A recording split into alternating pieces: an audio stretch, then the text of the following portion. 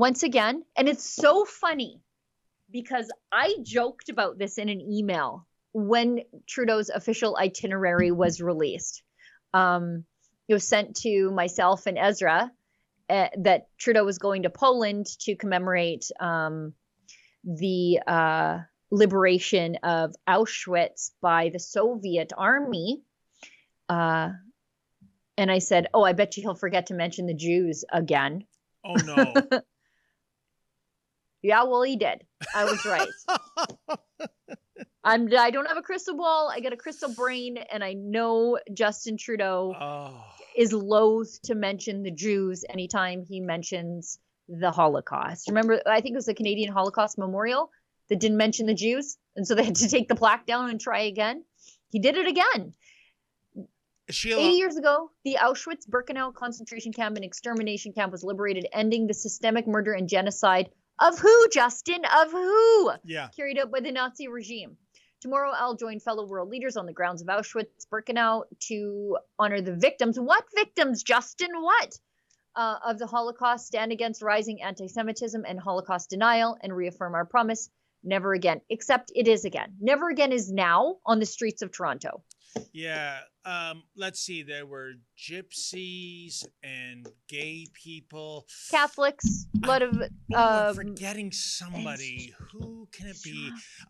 Sheila, I think the bigger story than blackface stepping in it for the third time is the fact that, and I was only listening to this on the radio en route to headquarters, so I don't know if this is Canadians or Ontario young people, but it was something like 1 in 5 or 1 in 6 truly believe that the Holocaust is exaggerated, that the numbers aren't there.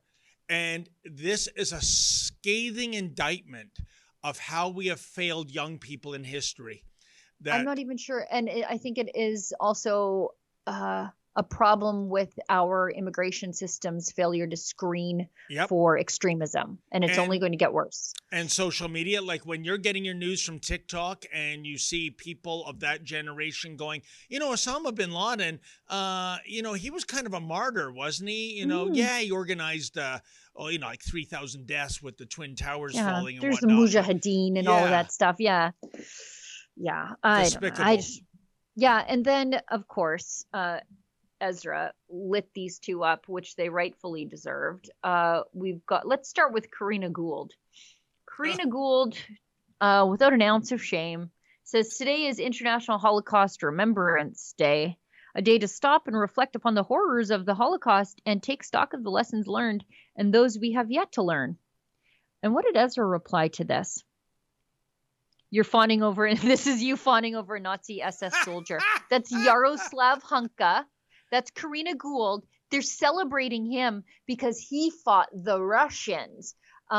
He was an SS soldier who rounded up Jews and sent them to Auschwitz and the like. Yeah. So, by the way, Karina Gould, while you're remembering the victims of the Holocaust today, remember that you're holding hands with the guy who made victims of the Holocaust. Yeah.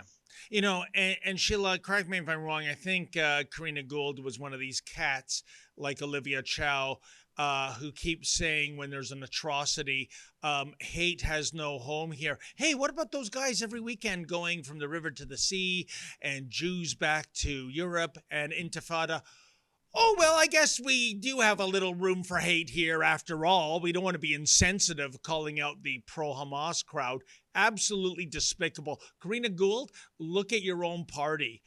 Look at your colleague, Yara Sachs, going over to the Middle East and getting nice and cuddly with per se terrorist Mahmoud Abbas. And you dare mention the Holocaust on this day? Unbelievable. We're not done yet. Because these gals should have just kept their yaps shut. I would not have gone looking for their Holocaust memorial posts.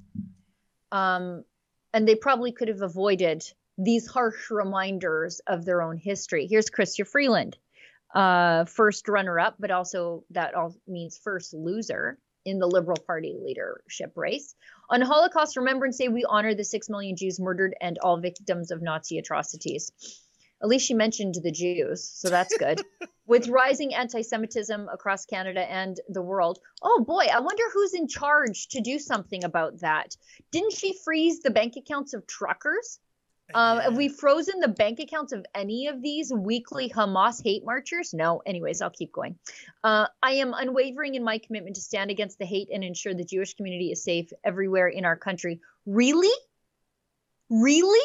In Canada's largest city, Toronto, they set up Hamas cosplays in Jewish neighborhoods, and not a peep from her. Nothing. Zero. But Ezra lit her up, as he loves to do. So let's look at that.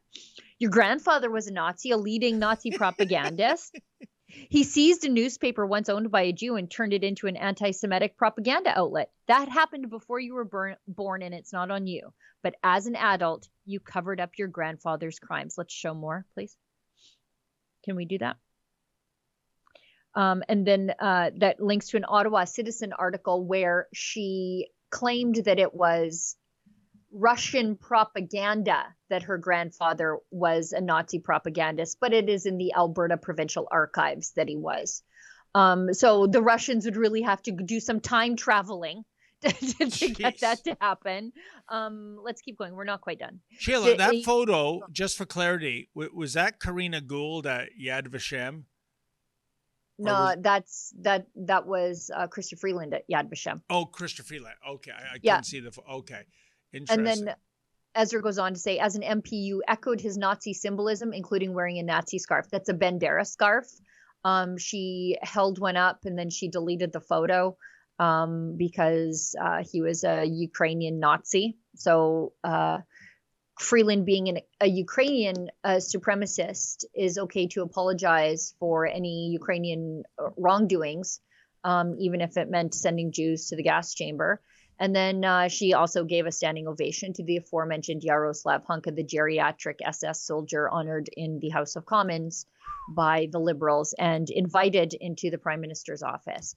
But as Ezra points out, none of this is as shameful as your daily support for today's Nazis, funding the Hamas front group UNRWA, welcoming Islamic terrorists to Canada, bringing in tens of thousands of unvetted Gaza refugees, and abiding weekly anti-Semitic hate marches on Canadian streets. Wow. I see UNRWA was also lit up by the official Israel X account for their aid workers being directly involved in October 7th.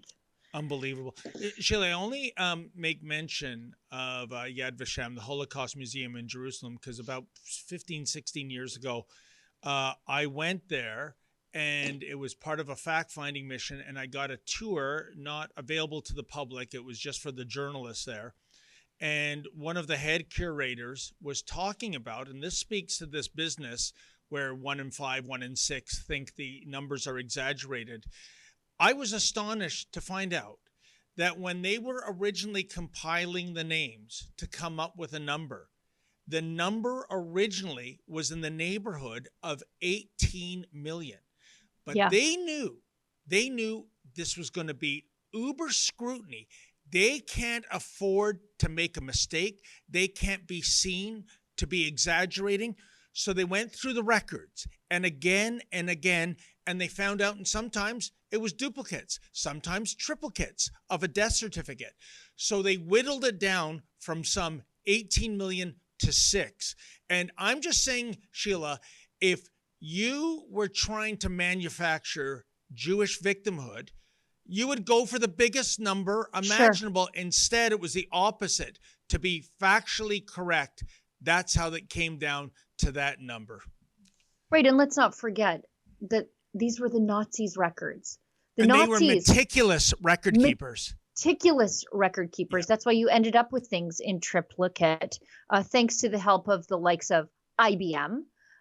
They kept impeccable records about the people they were executing. They knew where they were from, how old they were when they got there, how much they weighed. When they conducted the experiments on them, they documented everything, every single step of the way, including the experiments on a Catholic saint. He is a saint now, Father Max Kolbe, who traded places with someone who was part of a starvation experiment.